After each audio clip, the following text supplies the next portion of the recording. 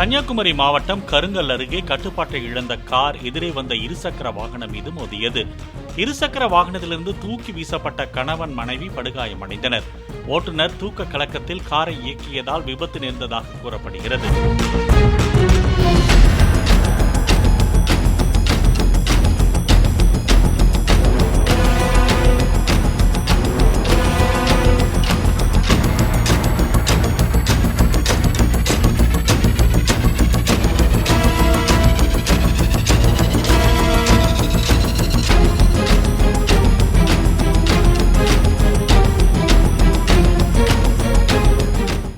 Play store மற்றும் app ஸ்டோரில் இருந்து பாலிமர் செயலியை QR கோடு மூலம் பதிவிறக்கம் செய்யுங்கள். செய்திகளை உடனுக்குடன் பெறுங்கள்.